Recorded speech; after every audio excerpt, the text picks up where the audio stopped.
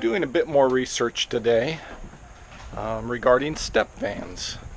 My friend James up in Denver, who I've known for several years, is now a dealer with SnapOn Tools, and he drives around in a step van, and he's been really encouraging me to get a step van that's a tool truck from SnapOn rather than buying a FedEx truck. He says the FedEx trucks just have tons and tons of miles on them, and they're driven really hard and really abused a lot by the start and stop of the step van. So he recommended looking into the SnapOn Tool Trucks. So I found the local SnapOn dealer, and he's actually only about 8 or 10 minutes from Stan's house. So I'm hopping in the truck now, driving over to this tire shop where the SnapOn truck's about to arrive, and then I'm going to hop on there and just sort of wander around and look at it and see what it's like.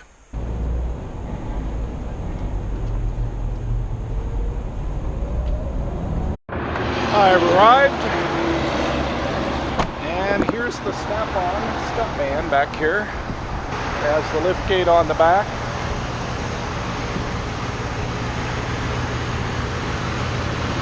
It's pretty nice. Freightliner.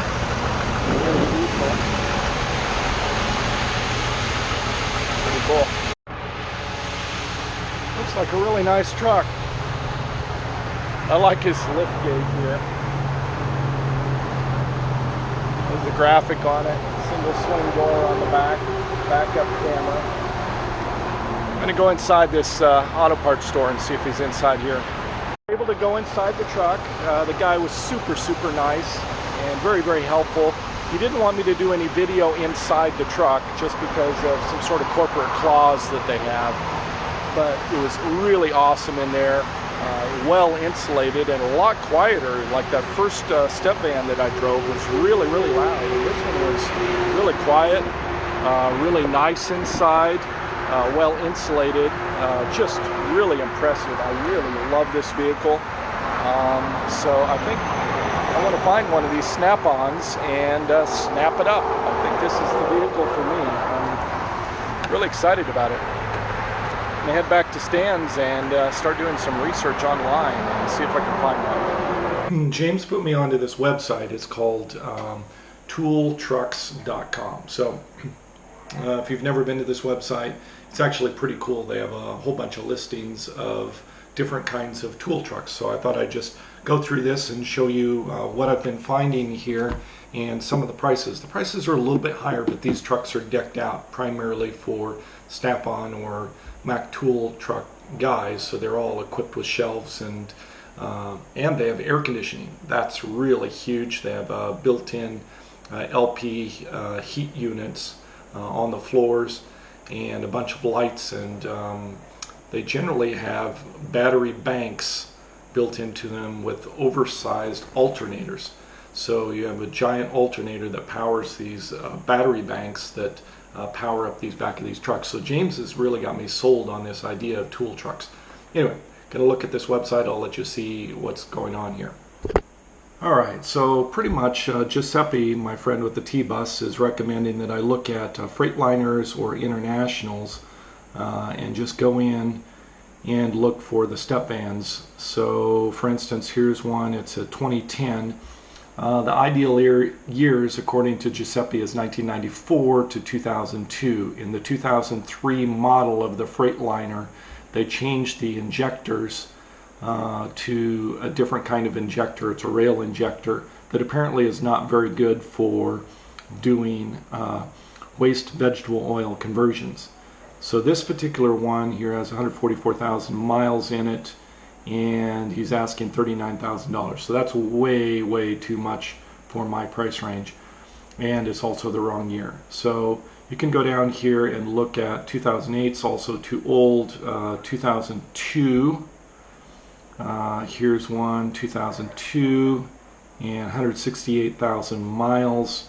This is the engine I want, which is the Cummins 5.9 diesel. This is the 5-speed Allison transmission. That's great. It has the LP furnace heater, which is awesome. It has AC that runs off the engine, which is actually, it's like an oversized AC unit, I believe, that they put in there that cools the entire cab. So as long as the vehicle's running, the entire size of the vehicle, it's a powerful air conditioner that cools the entire vehicle inside. So if they sit in a parking lot with the truck running, then it's going to cool everything. So that's pretty cool. Let's see here. Well maintained lift gate. Oh, it has a lift gate on it. That's cool. And it says batteries need replacement. AC works great. Rear heater is good working, and it has alarm system. And it's a 2002, which is the very last year before they changed the rail injectors. And he's asking for $13,900. It's a little bit over what I was budgeting for. My budget is $12,000. So that's a little bit over what I want, but wow, this looks really, really nice. Looks really clean. Body here, both sides, looks like it does not have a driver's side door. It's just a passenger side door. And here's the interior. All these shelves, of course, would have to be removed for the final build out. Looks like it has a bunch of lights in there. Probably we'd be replacing these with a 12-volt light system. And of course all this would end up going as well. Alright, all these rack things, don't need those. Not sure what this is for. Here's the lift gate. That would be super awesome. That was one of the items that I wanted on the current box truck that I don't have. And the thought process is that I could lower this lift gate to where it's maybe halfway between the ground level and the level of the back of the vehicle. So it could form a step. So you could step up on the lift gate and then step into the back of the truck, and also have a area that is slightly off the ground that you can sit. So people could sit on the edge of this all the way around as a social area. Maybe put a carpet in the center. I should explain that 50% of the use of this step van as I'm driving around is to have tea parties. So you probably want to go back and look at my interview with Giuseppe from the tea bus. Giuseppe travels around in the tea bus and he holds free tea parties. So he opens up his bus and people come inside and he lays a carpet outside on the grass or wherever he's at with cushions, and he serves free tea and encourages people to have a social engagement. And this is great for a number of reasons. It's great really for socializing. You pull into a new city, a small town, you don't know anyone in the town, and you want to make local connections, not only for friendship, just somebody to socialize, to put off that loneliness as a solo traveler, so you can have social engagement. You can also talk about things that you're passionate about. With Giuseppe, that's about sustainability, permaculture, and not being a consumer, to use existing resources, salvage resources, trash, things like that, repurposing, reusing, anything that already exists rather than consuming new materials. So I want to do something very similar to what Giuseppe's doing and make this into a tea mobile that I can serve tea out of. So 50% of the function of this vehicle is going to be for holding these tea parties as I go around, traveling around the United States. The other 50% is just going to be me traveling as a stealth recreational vehicle, stealth motorhome, stealth camper, and traveling around the United States, seeing all of the historic cities and going to all the national parks. So those are the two uses of the step van. Anyway, so back to this SnapOn that I was looking at.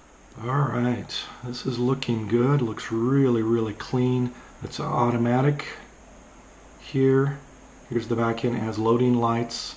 Looks like it has a large single rear door. Now ideally I would prefer barn doors and have them go nearly the entire width, which is what I have now.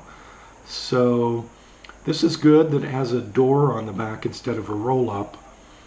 Probably eventually what I'd want to do is get a welder and replace this with the double barn doors. But absolutely love having the lift gate on the back here. This one is looking really, really good. Let's see what else we can find here. Okay, so that one was here, Middleton. Okay, here's one, 2011 though. 2005's too new. 2004, too new. 2014, 2004, 2004. So all of these other ones are too new, but let's just look at some prices. This is a 2004, and this is 12.5. So this is really close to my budget, but not really ideal for the veggie oil conversion. This particular one is 5.9 Cummins and 6-speed.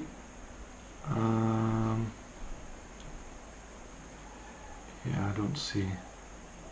Okay, so this one is not ideal for me, but still really, really excited about these tool trucks.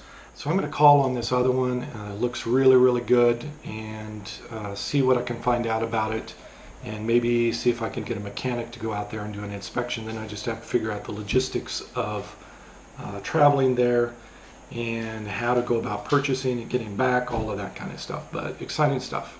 Well, I have some very good news. I called up to the guy who's selling the SnapOn truck, and it sounds great on the phone, just sounds very honest. I was really impressed by just his openness on things.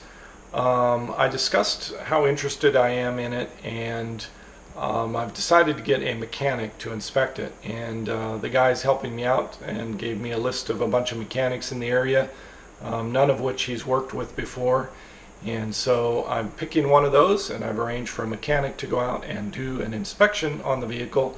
I should know here shortly from the mechanic what happens and get a report, and then I'll take it from there and decide if I want to make an offer on this SnapOn truck. Well, I'm still waiting to hear back from the mechanic. It looks like it's going to be tomorrow. That's all I have for this episode. Stay tuned for the next episode to find out what the mechanic says and if I decide to make an offer on that SnapOn truck.